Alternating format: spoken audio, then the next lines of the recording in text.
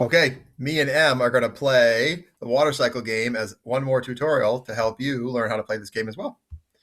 And while we're waiting, I want to say that this game, I think it's going to be kind of like the games we play tomorrow and the next day on the carbon cycle and nitrogen cycle. So if you learn how to play this game, it'll make learning the other games easier later on. I'm going to skip this fun little comic strip that shows how the girl's imagining things. We're going to go right to the game. If you haven't played before, play the tutorial up here. But since we already have and we know how to play, we're going to go not to single player. We're going to go over here to multiplayer, and we're going to use the same screen because they're right next to each other. So we'll pick a short game. You might not even get that far. Now, this is a board game, and this is your board, and it shows a picture of a landscape with water in it, and it represents the water cycle. And so the object of the game is to get your pieces, and there's a red team and a blue team. The blue team is over here with its cards and the blue pieces. The red team is over here with its cards and the red pieces. So I'm going to be red. Emerson's going to be blue. And I'm going to try to get all my pieces as fast as I can to the target hexagon, which is the one that's flashing, while Emerson's going to try to get all his blue pieces to the same target hexagon. And after each turn, we'll get a score for how well we did and how many pieces we have moved around and put into the target area.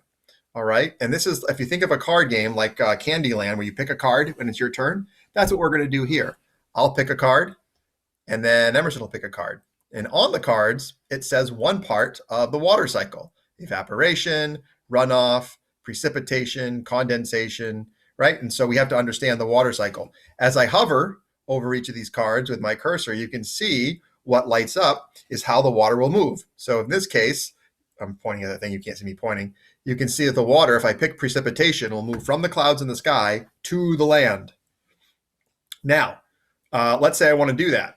Actually, I don't want to do that. Oh, I want to do that right there. You see how now, if I use runoff, the water from the land will run off into the streams and rivers. And so that's the direction the water will move. That means I can move my red water pieces on the screen to that target zone and score some points. So I'm going to click on this card because it's my turn. And it tells me a little bit about the card here. Water from rain, agriculture, or anything else on the surface eventually makes its way into nearby rivers and streams. I'm going to select the card. Now, you actually can play two ways. When it's your turn, you can choose to move your own pieces to get points, or I can choose to move Emerson's pieces away from where the points are and to play defense. Now, because I don't want to move his pieces into this target zone, I want to move my pieces in. I'm going to select me. I'm going to play the red pieces, and I'm going to hit play card. Now my turn's over, and you can see some of the red pieces, one of the red pieces moved into the target zone. Now it's Emerson's turn. He is going to look for the card that moves all as many pieces of blue into. Oh, there's one right there. He can use. No, you want to move your pieces into this zone. Yeah, or I can suck you out. I know, but look, you have a piece here. That if you go to groundwater expansion, moving from the ground into the rivers and lakes will move his pieces in. So he'll choose blue. He'll play his card, and that'll move pieces in. And now we've had one turn each. That's the end of the round. And look at the score pop in. I have 3 points, and Emerson has 3 points because look in the target zone. I have 3 red pieces of water, and Emerson has 3 blue pieces of water. And so now we play again. So I'm going to hover over my cards. Let's see here. I see that, let's see here. I don't have any pieces that are going to move me directly into where I want to go.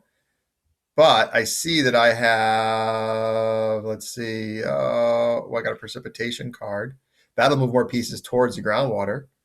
I have condensation. That could work. Because then if I had some, and I have precipitation.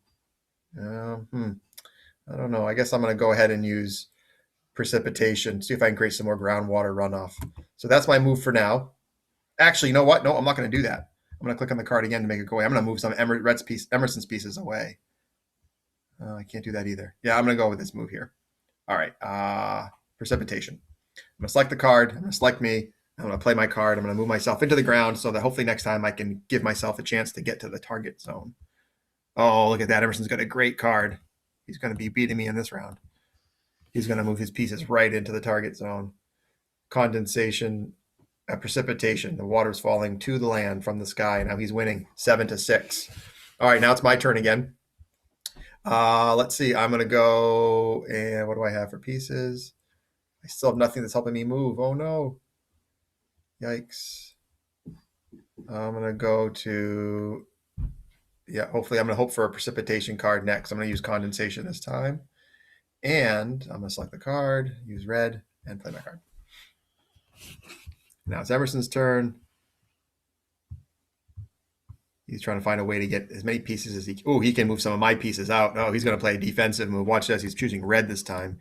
He's going to move me into the sky. So I'm evaporating into the air because even water from the streams and rivers evaporates into the air. I know. Now I have runoff. So this is my move right here. Emerson saw that. He just pointed to this card.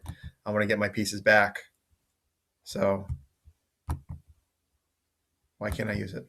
Oh, here. After 3 turns, check this out. It says, hey, to make sure things are interesting, we're going to stop showing you which direction your event affects the water. So now you have to know what precipitation and condensation and evaporation are and which direction the water is going to move without the arrow. So check this out. You have to hit next.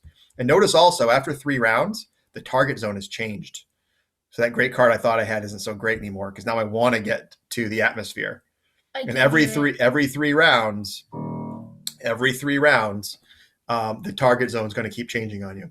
So now I'm going to look for a place. You see how the arrows are gone?